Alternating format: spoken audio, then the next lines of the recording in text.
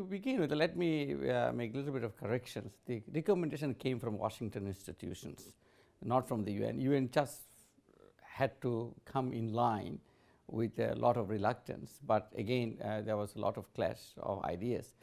It is a very minimalist government approach. It's most of an ideological approach that you reduce the size of the government, reduce the government expenditure, reduce inflation to a very low level, and you open up the economy, you privatize, you liberalize, you deregulate.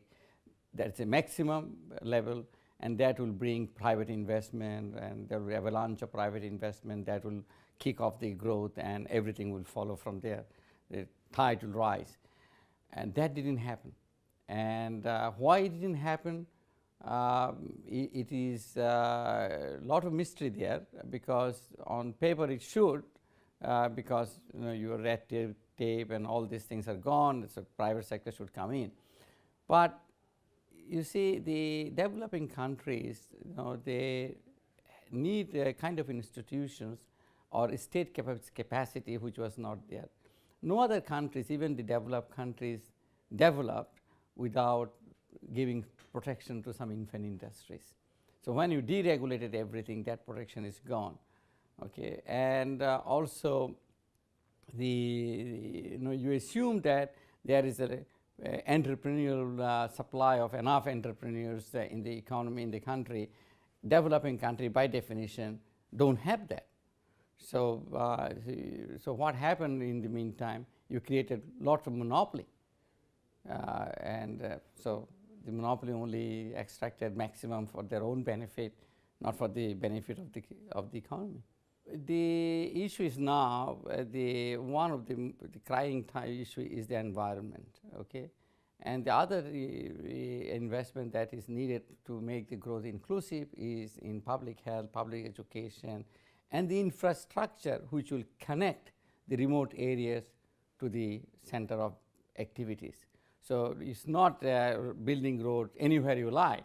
You have to be very selective so the spending rural advancement, because the majority of the poor live still in rural areas, still they depend on agriculture.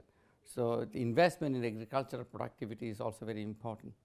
IT gives access to people, to technology, to information, to knowledge, which was not previously available even in the remote area. Yes, IT does, if it is inclusive IT, yes, of course, it has got a lot of potential, yes. The structural transformation that we saw in the history, it was mostly based on large countries. US, say for example, or continental Europe. Now, here a lot of poor countries, in terms of if you look at the size of the market, is not very large. Even if the landmass can be very large, but Laos, for example, is a big country in terms of landmass, but only 5–6 million people. So, to move from agriculture to industry and industry to service sector, that pattern probably will not happen, and even if it happens in the historical perspective, it took 70 to 80 years for those countries.